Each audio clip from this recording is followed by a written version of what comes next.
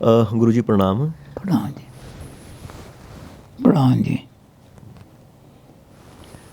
अच्छा गुरुजी, आजकल तुलसीदास जी को लेकर, रामचरितमानस जी को लेकर कई तरह के प्रश्न उठ रहे हैं। कुछ लोग तो इस हद तक चले गए हैं, वो कह रहे हैं कि जो रामचरितमानस है वो तो विघटनकारी एक ग्रंथ है और इसे बैन तक कर दिया जाना चाहिए। ये तो समाज में विभेद पैदा करता है। तो क्योंकि आपने तो रामचरितमानस को एक तरह से अपना पूरा जीवन दिया है, तो आप इस विषय में हम सबको कैसे समझा सकते हैं? क्या है चीज़, किस तरह से इसका अर्थ लें और इस पूरे मुद्दे पर आप किस तरह से बात रखना चाहेंगे गुरुदेव? प्रश्न आपका बहुत लंबा है, इसके लिए सारी रामायण को खोजना पड़ेगा, लेकिन बड़ा महत्वपूर्ण है, बहुत ही महत्वपूर्ण है। हम तुलसी पर बातचीत कर ही रहे हैं आजकल। तुलसी समन्वयवादी तो हैं ही। उन्होंने तो जो भेद थे और लड़ाइयाँ होती थी एक दूसरे के खिलाफ, जुलूस निकालते थे और फिर वो जुलूस वाले मारते थे। तो ऐसा जो वातावरण था सारा, तुलसीदास जी ने राम को और जितने वैष्णव थे और जितने शैव थे उनको दोनों को तुलसीदास जी ने बड़ी अच्छी तरह रामायण में सबसे अच्छी तरह उनको ऐसा गूंथ दिया है कि दोनों अलग हो ही नहीं सकते।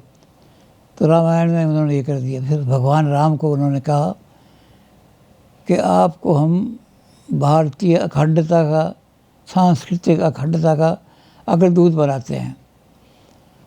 और उन्होंने अखंडता के बारे में कई चीज़ें लिखी बड़ी भगवान राम के मुंह से कहलवाई उन्होंने तुलसीदास ने। सबसे पहले उन्होंने कहलवाई परशुराम जी के बारे में। परशुराम जी जनक की सभा में आए बड़े गर्म गुस्से में। रे शठ जनक धनुष किस तोड़ा। जनक को गाली दे रहे हैं, शठ कह रहे हैं, मूर्ख जल्दी बता किसने धनुष तोड़ा है। तो वहाँ इस बात को देख करके राम ने उनको कहा, काफ़ी लंबी बातचीत हुई लक्ष्मण की और परशुराम जी की, वो सारी बहुत लंबी चीज़ है। लेकिन राम जब आगे राम ने हाथ जोड़ कर कहा कि आप बहुत ऊंचे ब्राह्मण हैं, हम क्षत्रिय हैं, हम तो आप पर प्रहार ही नहीं कर सकते, हम आपको मार ही नहीं सकते, क्योंकि हमारे यहाँ ब्राह्मण पूजनीय माना जाता है। लेकिन एक बात मैं कह सकता हूँ इसके बारे में कि जो तुम आते मुनि की नाई, तब पद रज सिर धरत गुसाई। तो तुम्हारे पद की रज जो है, तुम्हारे पैरों की मिट्टी, उसको ये हमारा लक्ष्मण भाई जो है ये उठा करके माथे पर लगाते हैं। तुम मुनि की बात तो आए नहीं। तो तुलसीदास जी ने कहा कि तुम परशुराम जी मुनि की तरह से तो आए थे, मुनियों के वेश में आए थे। तो राम को उन्होंने यही कहा था, दिखता नहीं है वो मुनि के वेश में। राम ने कहा कि वेश पहनने से, कपड़े पहनने से आदमी मुनि नहीं हो जाता। मोर के पंख लगा करके कौवा मोर नहीं कहलाता है। तो उन्होंने बता फिर मुनि कैसे मुनि वो है जो अखंड का दर्शन कराए। अखंड मंडलाकारम व्याप्तम यही चराचरम तत्पदम दर्शन यही तस्मै श्री गुरु नमः। जो आदमी हमारे यहाँ अखंड का दर्शन कराता है, हमारे देश में या हमारे राज्य में या हमारे राजा के सामने जो अखंड का दर्शन कराता है, उसके हम पैर छूते हैं। और कहते हैं आपने अखंड की बजाय यहाँ आकर के खंड देखने शुरू किए। देखे खंड में ही डाले। आपने उस धनुष के खंड जो थे बहुत सारे टुकड़े, उन टुकड़ों को देखना शुरू किया। तो जो खंड देखने वाला है वो भारत में हमारा गुरु नहीं बन सकता। हमारा गुरु तो वही बनेगा जो अखंड मंडलाकारम के दर्शन कराए। कि ब्रह्म जो है संस्कृति भारत की, वो अखंड संस्कृति की है। हम अगर आज लड़ेंगे इस आधार पर कि तुम क्षत्रिय हो और हम ब्राह्मण हैं, तो जो देश में आतंक फैल रहा है, जो देश में अनाचार फैल रहा है, दो देश के अंदर वो राक्षस, जो उनका वर्णन ये किया था कि राक्षस वो है जो अनीति करे और नीति ना करे, हर तरह की अनीति जो करे, और जो उसको समझाए तो हिंसा पर अति पीड़ित उसको चाकू निकाल ले मारने के लिए। तो ऐसे लोग बहुत हैं, बढ़ गए हैं देश में, हर जगह वो लोग बढ़ गए हैं जिनको हम कह सकते हैं कि ये अत्याचारी हैं, अनंत को मारने वाले हैं, धन अलक्ष्य को मारने वाले हैं, धन को अपना देवता समझते हैं, लूट मार करने वाले हैं। तो सारे के सारे राक्षसों का कल्याण इनको कल्याण को मार करके और देश में जो ऐसी संस्कृति स्थापित करनी है जो अखंड हो। मैं ब्राह्मण नहीं हूँ, तू क्षत्रिय नहीं है, हम सब एक हैं और सब एक का काम लाएंगे, देश में एकता आएगी कि हम सब एक हैं, तभी देश का कल्याण होगा। तो परशुराम जी एकदम घबरा गए। उन्होंने कहा कि सुन, भगवान के राम के इस वचन सुन करके उन्होंने कहा कि मुझे जो तुमने वचन सुनाए हैं तो उखरे पटल परसधर मति के। तो परसधर जो थे परशुराम, उनकी मति पर पर्दा पड़ गया था।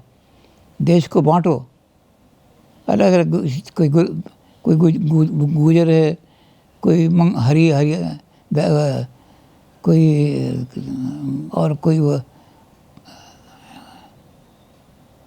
कोई क्षत्रिय है, कोई ब्राह्मण है। इस तरह देश अगर को हम बांटते रहे तो ये राक्षस जो हैं ये हमें मारते रहेंगे और ठीक काम नहीं हो सकता। तो उनकी मति पर, बुद्धि पर जो पर्दे पड़ गए थे परशुराम के, वो एकदम खुल गए और उन्होंने अपना धनुष जो है वो राम को दे दिया। राम जबकि क्षत्रिय थे, लेकिन ये देख करके कि राम समझा रहे कि एकता आनी चाहिए, देश में एकता आएगी, सारे लोग, सारी जातियों के लोग इकट्ठे होंगे, तभी जा कर के हम इन आसुरी वृत्तियों से, अनाचार वालों से, तभी हम भारत टक्कर दे सकेंगे। और हम ही अगर बटे रहे आपस में तो ये शक्तियाँ हमें मार देंगी, देश का नाश कर देंगे। इसके बाद तुलसीदास जी ने राम को देश को जोड़ने वाला बताया कि छोटे छोटे लोग जो हैं उनको भी राम ने अपने हृदय से लगाया। सबसे पहले उनको निषाद मिला। निषाद छोटी जाति होती है।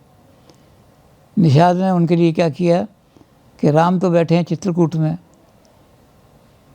और उधर से भरत की फौज आ रही है। तो निषाद ने सबको कहा कि जितनी नाव हैं सब डुबो दो जमुना जी में, गंगा जी में, एक नाव नहीं बचनी चाहिए। तो कहाँ से फौज जो कैसे पार करेगी गंगा, और उनको मारने का तैयार हो जाओ से। राम के नाम पर तुम मरोगे, यानी धर्म के ऊपर अगर मरोगे तो तुम्हारा कल्याण हो जाएगा। तो धर्म के ऊपर मरने के लिए सब तैयार हो जाओ। ढोल बजा दिया, नगाड़ा बजा दिया लड़ाई का। और जितने निषाद थे और लोग थे उनके साथ में सारे, वो सारे के सारे हथियार ले लेकर के आ गए। लेकिन जब वो कहने लगे कि हमला कर दो भरत की सेना पर, तो एकदम उनका जो नायक था उसने कहा कि पहले बात ये करके देखो कि वो किस उद्देश्य से जा रहे हैं सेना लेके।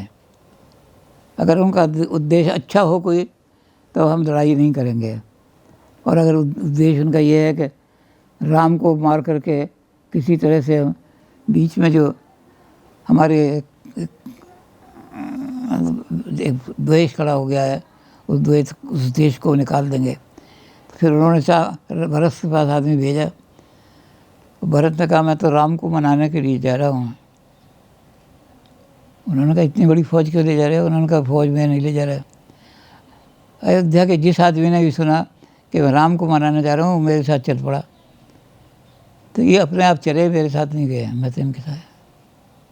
उन्होंने कहा कि भरत राम को मनाने के लिए आए हैं। तो निषाद को बड़ा ऊंचा राम, और निषाद उनको ले गया उतार करके। उतार करके जहाँ चित्रकूट में राम बैठे थे वहाँ तक ले गया। तो राम ने क्या किया, उसको गले से लगा लिया, छोटी जाति का आदमी, उसको गले से लगा लिया राम ने। और राम वो इतना बड़ा बना दिया गले से लगा करके कि जब वशिष्ठ जी नाव पार करने लगे तो उसने कहा, मैं वेद काल से, वेद और समाज की दृष्टि से, दोनों दृष्टि से नीच हूँ। तो वशिष्ठ जी रथ छोड़ के उतर पड़े, कहने लगे, भैया जब राम ने तुम्हें गले लगा लिया तो अब तुम छोटे आदमी नहीं हो, अब तो तुम राम के समान पवित्र बन गए। तो वशिष्ठ जी ने भी उठ करके उसको गले लगा लिया। राम ने उसको ऐसा बना दिया, छोटी जाति के आदमी को, कि वशिष्ठ जी जैसा इतना बड़ा विद्वान ब्राह्मण, इतना उच्च कोटि का ब्राह्मण उसको गले लगा रहा है, निषाद को। इसी तरह राम जब चित्रकूट में बैठे थे तो उनके पास 3 तरह के आदमी आए। पहले देवता आए, देवताओं के लिए इन्होंने लिखा है, आए देवता सदा स्वार्थी, वचन कहें मानो परमार्थी। देवता हमेशा अपने स्वार्थ के लिए आते हैं। हर एक देवता ने अपना सुख सुनाया, मेरा धन, रावण ने मेरी गद्दी छीन ली, रावण के लड़के ने हमें निकाल दिया स्वर्ग से। किसी ने राम से ये नहीं पूछा कि तुम्हारी क्या हालत है, तुम्हें निकाल दिया, तुम जंगल में मारे फिर रहे हो। तो देवताओं को राम ने सुना और उन्होंने कहा तो ये स्वार्थ के लिए आए हैं अपने भाई। तो रावण ने उनकी बात सुन कर के विश्वास दिला दिया। ये जैसे राजनीतिक आदमी यही काम करते हैं। उनकी जो आदमी अपना मेमोरेंडम लेके आता है, वो मेमोरेंडम दिखाया, वो कहते हैं हाँ ठीक हो जाए, कर देंगे, हम पुल बना देंगे, जहाँ नदी भी नहीं है वहाँ पुल बनाने का वादा कर देते हैं, वो जान के चले जाते हैं। तो उनको गले नहीं लगाया राम ने, वो तो चले गए ऐसे। तो अब कौन आए, अब मुनि आए सारे के सारे। आवत देख मत मुनि बिंदा, रामचंद्र जी की खुश हो गए उन्हें। मुनियों ने आते राम को कहा, राम ने कहा क्या दिक्कत है। उन्होंने कहा कि हमें राक्षसों से बहुत तत्पराते हैं, हमारे यज्ञ को ही नाश कर देते हैं, यज्ञ में आके। तो राम जी उनके चरणों में लेट गए। तो लक्ष्मण ने कहा कि आप इनके चरणों में क्यों लेट गए। राम ने कहा, हमारे देश में एक परंपरा है कि जो त्याग करता है वो महान होता है। इन्होंने सब कुछ त्याग दिया, आदमी अपना नाम नहीं त्यागते, इन्होंने नाम भी त्याग दिया। इसका जिसका नाम मनमोहन लाल था उसका नाम आनंदगिरी कर दिया इन्होंने, ऐसे नाम रख देते हैं, तो आनंद भी त्याग दिया। तो इसको उनको पूजा करो और पूजा करना योग्य है। तो उनकी पूजा करके भगा दिया, पूजा करके उनकी तो आवत देखूँ। लेकिन ये जो सब ये जो राम के वहाँ आने की बात है, तो ये कोल किरात सुन पाई। कोल किरात जंगल के भील थे, कोल थे, बिल्कुल ऐसे उपेक्षित जाति, पहाड़ी वनवासी जाति जिसको कोई छूता भी नहीं, वो राम के पास भी आए। राम उन्हें मिलने के लिए राम से उनके चाह मिल आए सारे से। तो इनके पास क्या था, इनके पास कंदमूल को बरदौना, चले जैसे सोना लूटने जा रहे हैं, इनका काम लूटने का था। तो यहाँ राम के पास लूटने के लिए गए तो क्या मिला, राम का स्नेह, राम का प्यार। राम ने उनकी बात जो सी अपनी गोद में बिठा करके, जैसे बाप जो है बेटे की बात सुनता है, इस तरह राम ने उनकी बात की। उन निषाद और छोटे लोगों, कोल किरात लोगों को राम ने अपने पास बिठाया, निकट बिठाया, और निकट बिठा करके अपनी गोद में बिठा करके इस तरह से बात की जैसे बाप अपनी औलाद से बात करता है। तो राम जो है वो सारी जातियों को इकट्ठा करके, सारी जातियों को उन्होंने बिल्कुल एक साथ इकट्ठा कर दिया, दूर कर दिया। और अपने साथ जो ब्राह्मण आए थे उनको भी ये कर दिया मजबूर कि उनको छोटी जातियों को गले लगाएं। तो सबको अपने साथ जुड़ा दिया। अंत में विधि वो गए थे भिल्ली के साथ। राम का अंतिम जो व्यवहार था वो भिल्ली के साथ था। भिल्ली के घर गए राम, बड़ी श्रद्धा से वहाँ गए, बिल्ली के पास कुछ नहीं था, कंद मूल और भर भर दौरा कंद, उसके पास कंद मूल थे, जो जंगलों में जड़ी बूटियाँ पैदी होती हैं उनको उखाड़ा और वो छीट धो करके राम के पास ले आए। हो सकता है उसमें मूली और गाजर भी हो, वो भी ज़मीन के अंदर पे। तो वो ऐसी चीज़ लाई थी जो ज़मीन के अंदर गड़ी हुई थी, कंदमूल थे, और उनको ले लेके अपने दोने में ले आई थी। राम ने उसकी बीतों को खा लिया। उसका जिस समय जो खोज भोजन था वो तो खा लिया राम ने, लेकिन जब घर आए लौट करके 14 साल के बाद, तो हर एक ने बड़ा राम का स्वागत किया। तो राम ने क्या कहा, पहले राम घर गए, घर गुरुगृह और बच्चे बनों के साथ गए, फिर सासरे, 4 जगह गए। घर घर घर गृह गए, निजी मित्र और सासरे, ये उन्होंने बताया। पहले घर जाऊंगा, माताओं से बात करूंगा सबसे, और माताओं से बात करना, घर गुरु गए, फिर गुरु के घर जाऊंगा। गुरु ने भी बहुत सेवा की, बेटा 14 साल में तुम आए हो और बड़ा भारी काम करके आए हो, निश्चरहीन करूँ वही। तो बहुत पौनाई की गई, जहाँ जहाँ हुई पौनाई। उसके बाद मित्रों के घर गए, और मित्रों के बाद सासरे गए। घर घर गुरुगृह प्रिय सदन सासरे, जहाँ जहाँ हुई पौनाई, तहाँ तहाँ कह शबरी के भजन की माधुरी सब माधुरी ना पाई।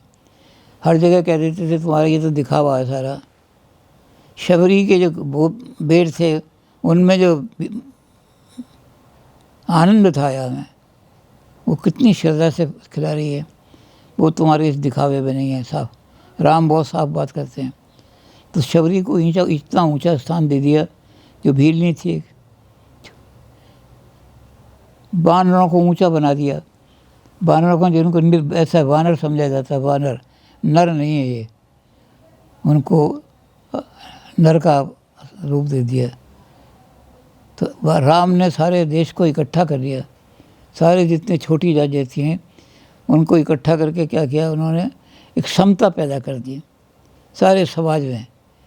इससे जो लोग तुलसी को गालियाँ दे रहे हैं उन्होंने अच्छी तरह रामायण को नहीं पढ़ा। उनको किस बात पर शंका है ये उन्होंने बताया नहीं। बहुत सारे कहते हैं रामायण में इसलिए शंका है कि रामायण में ब्राह्मणवाद की बात की है तुलसी ने, लेकिन तुलसी ने कहीं भी ब्राह्मणवाद की बात नहीं की। कोई स्थान ऐसा नहीं। अगर पहली चीज़ को, सबसे पहली जो घटना है उसका ही हम विश्लेषण करें कि एक ब्राह्मण है बड़ा भारी, जो ब्राह्मणों के अंदर बड़ा अग्रगण्य है, उसको एक क्षत्रिय के सामने झुकता हुआ दिखाया। एक ब्राह्मण को क्षत्रिय के सामने, और ब्राह्मण भी ऐसा जो दोनों तरह का, यानी शस्त्र का भी और शास्त्र का भी, जिनके बगल में वेद रहता था और हाथ में परसा रहता था, ऐसे ब्राह्मण को एक क्षत्रिय के साथ अपना देश, अपना जो जनस था वो राम को दे के चले गए क्षत्रिय को। तो ब्राह्मणों को तो तुलसी ने इस तरह दिखाया है, बहुत सारे ब्राह्मणों को। वशिष्ठ जी जो है वो एक बहुत बड़े कर्मकांडी ब्राह्मणी है। सब जानते हैं वशिष्ठ जी के बारे में कि कितने विद्वान आदमी और कितना कर्मकांडी ब्राह्मणी, यज्ञ करने वाली।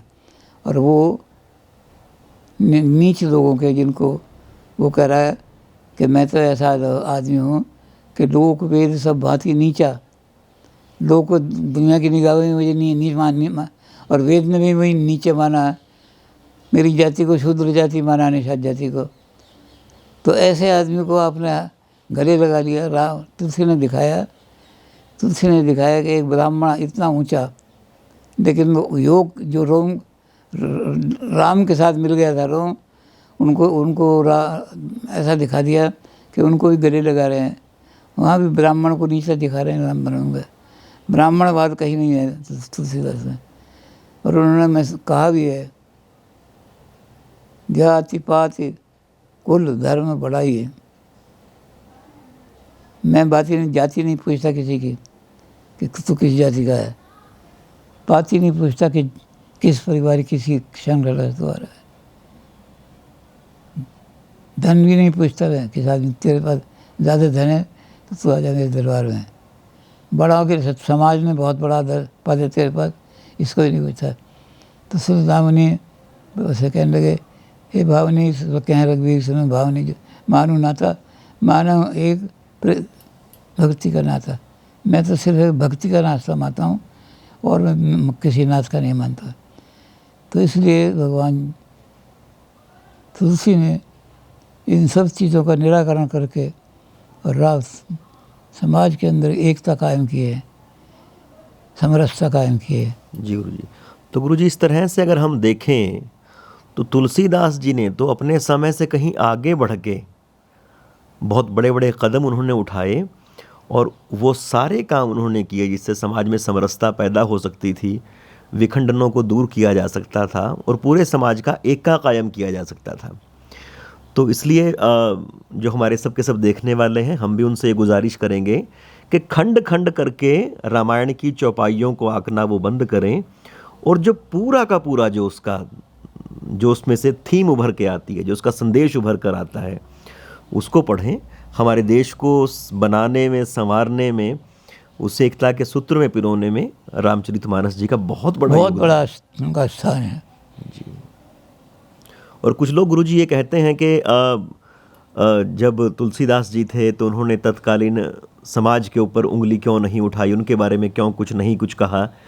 तो उन लोगों को भी आपके जो पुराने लेक्चर्स हैं आपने बार बार बताया है कि जो उन्होंने राक्षस की जो संज्ञा दी है, मतलब जो ब्राह्मणों के गांवों को आग लगाते हैं या धेनुओं के जो दुश्मन हैं, तो उन्होंने पूरा का पूरा वो जो समकालीन समाज है उसको एक संकेत के रूप में चित्रित कर दिया है, उस समय की युग की चुनौतियों को, और उसका समाधान प्रस्तुत किया है। बिल्कुल अपने समय की सारे पार्टी को उन्होंने इस रूप में दिखाया है कि ये सब राक्षस लोग थे, क्योंकि वो लोग बड़े लूट मार में करते थे हिस्सा, स्त्रियों को उठा के ले जाते थे, ऐसे सारे काम कर यज्ञों में रक्त छिड़क देते थे। तो ऐसे लोगों को सबको उन्होंने बहुत बड़ी योजना बनाई है और उनका वर्णन किया है, जो उसका हम पहले जिक्र भी कर चुके हैं कि उसका वर्णन जो किया है कि यही लोग निशाचर हैं, वो और कोई बाहर की लोग निशाचर नहीं, ऐसे लोग जिनके ये आचरण भवानी तही निश्चर जानो। तो उन्होंने अपने समाज के उस समाज में भी ऐसे लोगों पर उंगली उठाई है जो ये नीतिहीन काम करते थे, उनको राक्षस कह करके, और राम के हाथ से उनका सफाया कराया है। जी तो तुलसीदास जी को किसी हालत में भी ये नहीं कहा जा सकता कि तुलसीदास जी पर पाबंदी लगाओ, या सिर्फ ये कहा जा सकता है कि आप तुलसी को ध्यान से पढ़िए, और ध्यान से पढ़ने के बाद अगर कोई चीज़ दिक्कत पड़े आपको तो आप यहाँ रेफ़र कर दीजिए, आपको बताएंगे कि फला जगह देख लो, सब काम ठीक हो जाएगा। जी गुरु जी।